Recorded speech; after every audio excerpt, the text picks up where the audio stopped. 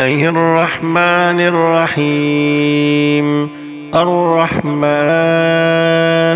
علم القرآن، خلق الإنسان، علمه البيان. الشمس والقمر بحسبان، والنجم والشجر يسجدان.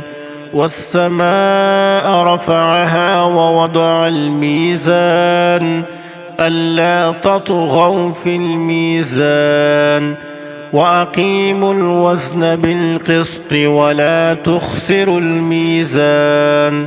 والأرض وضعها للأنام، فيها فاكهة والنخل ذات الأكمام، والحب ذو العصف والريحان. فبأي آلاء ربكما تكذبان؟ خلق الإنسان من صلصال كالفخار، وخلق الجان من مارج من نار.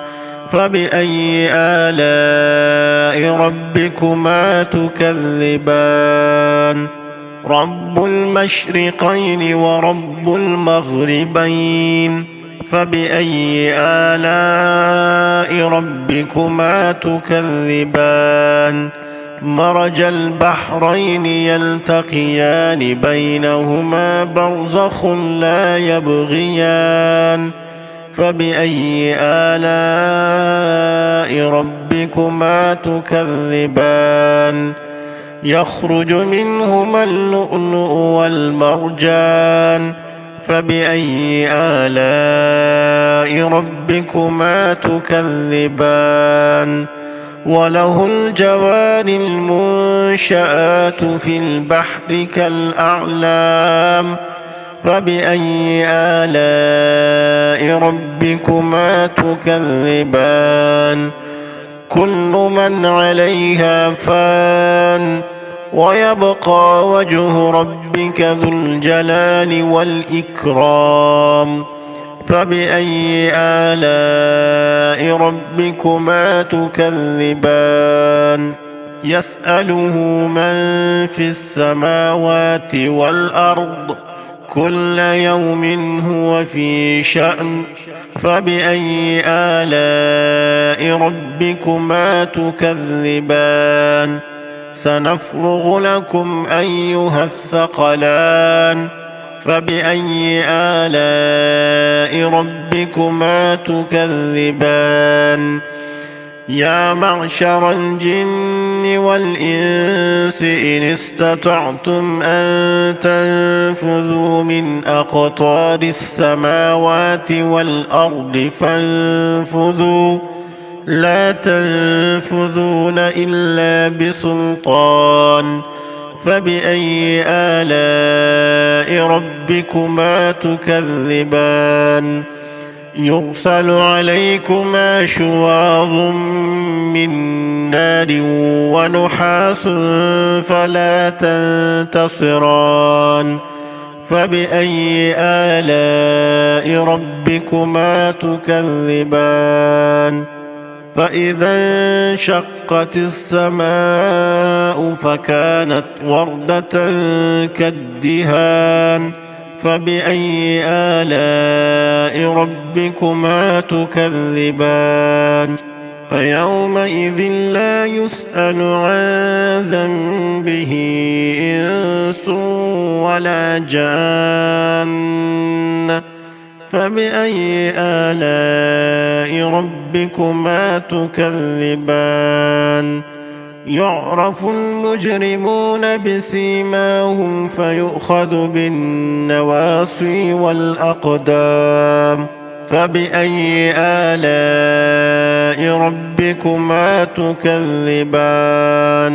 هذه جهنم التي يكذب بها المجرمون، يطوفون بينها وبين حميم آن. فبأي آلاء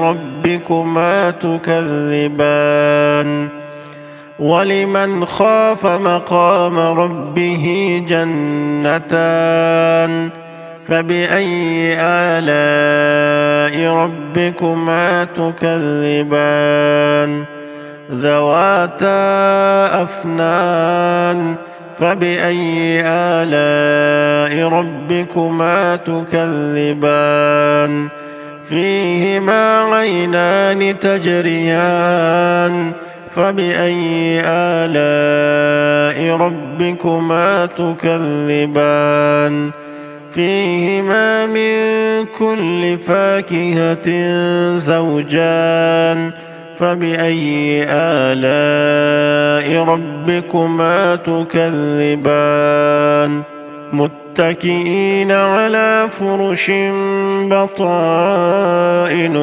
من استبرق وجنى الجنتين دان فبأي آلاء ربكما تكذبان فيهن قاصرات الطرف لم يطمثهن إنس قبلهم ولا جان فبأي آلاء ربكما تكذبان كأنهن الياقوت والمرجان فبأي آلاء ربكما تكذبان هل جزاء الإحسان إلا الإحسان فبأي آلاء ربكما تكذبان ومن دونهما جنتان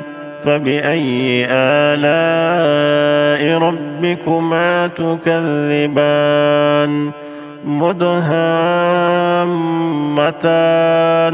فبأي آلاء ربكما تكذبان فيهما عينان نضاختان فبأي آلاء ربكما تكذبان فيهما فاكهة ونخل ورمان فبأي آلاء ربكما تكذبان فيهن خيرات حسان فبأي آلاء ربكما تكذبان حور مقصورات في الخيام فبأي آلاء ربكما تكذبان لم يطمثهن إنس